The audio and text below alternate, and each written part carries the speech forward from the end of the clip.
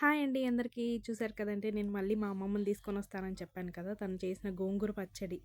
గోంగూర chicken పచ్చడి అండి. ఇదైతే చాలా బావుంటుంది. తప్పకుండా ట్రై చేయండి ఈ రెసిపీ మాత్రము. ఫస్ట్ తగినన్ని పచ్చిమిరపకాయలు, అలాగే ఉల్లిగడ్డలు, కొన్ని టమాటాలు ఇలా సన్నగా కట్ చేసేసుకొని, కొద్దిగా ఆయిల్ వేసుకొని మగ్గనివ్వాలండి. చూసారు కదండీ, మన ఆంధ్రాలో గోంగూర అయితే చాలా బావుంటుందండి అసలు. ఇక్కడిది మాత్రము మనకైతే సిటీలో అంత మంచిగా దొరకదు కదా!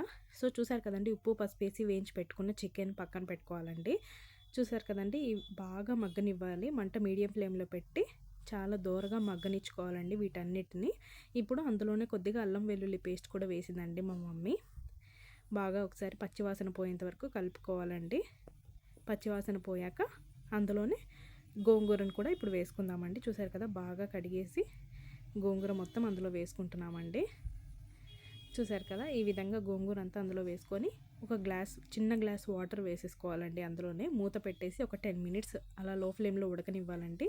అందులోనే కొద్దిగా కొత్తిమీర కూడా వేసి మగ్గనిచ్చుకోవాలండి. బాగా ఈ పచ్చడికి ఎంత బాగా మగ్గితేనే అంత మంచి టేస్ట్ వస్తుందండి. చూసారు కదా, బాగా మగ్గనివ్వాలండి పచ్చడి మాత్రము. అడుగైతే మాత్రం అస్సలు అంటనివ్వకూడదు. ఇప్పుడు మనం చికెన్ ఉడకపెట్టుకున్నాం కదండి, ఆవటీలు వేసుకున్నాం, అందులో వాటర్ వస్తుంది కదా, ఆ వాటర్ని కూడా అందులో వేసుకుంటేనే పచ్చడికి టేస్ట్ వస్తుందంట అండి.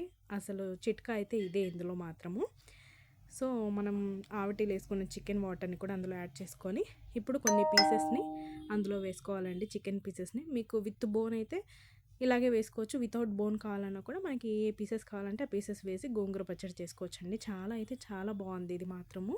పలావ్లోకి కానీ, బిర్యానీలోకి కానీ, వైట్ రైస్లోకి కానీ, చపాతీలోకి కానీ చాలా బాగుంటుంది ఇది మాత్రము. చూసారు కదా, ఈ విధంగా కలుపుకొని ఇంతేనండి. చూసారు కదా, పచ్చడంతా ఎంత బాగా మగ్గిపోయిందో. మా అమ్మమ్మ పీసెస్ అన్నిటినీ సపరేట్ చేసిందండి. ఇప్పుడు తగినంత ఉప్పు వేసి తన స్టైల్లో పచ్చడిని చేస్తుంది. చూసారు కదా, ఎంత బాగా ఎనుపుతుందో. అప్పట్లో ఇలా చేసేవాళ్ళంట అండి. ఇప్పట్లో మనకి అన్ని మిక్సీలు వచ్చాయి కదా, సో మనం ఇలా చేసుకోలేము. సో చూసారు కదండి, తనకి మాత్రం బాగా అలవాటు ఇది. బాగా చేస్తుందండి పచ్చళ్ళు మాత్రం తిను. చూస్తోంది నేను వీడియో తీస్తున్నానని, నన్ను కూడా తీస్తున్నావా అని అడుగుతుందండి ఇందులో. చూసారు కదా, ఈ విధంగా బాగా ఎన్నుకోవాలి. టేస్ట్ చూస్తుందండి తను. ఉప్పు సరిపోయిందా అని నన్ను అడిగింది. సో నేను నువ్వే చూడని చెప్పాను. పచ్చడి అయితే అద్భుతంగా వచ్చిందంట అండి. సూపర్గా ఉందంట చెప్తుంది. చూసారు కదా, ఇప్పుడు పీసెస్ అన్నిటిని కూడా అందులోనే వేసుకొని బాగా కలుపుకోవాలంట అండి. అప్పుడే పచ్చడి అయితే చాలా బాగుంటుందంట. చూసారు కదా, పీసెస్ అన్నిటిని అందులో వేసుకొని బాగా ఒకసారి కలుపుకోవాలంట. అలాగే చూసారు కదా, ఈ విధంగా బాగా కలుపుకోవాలండి.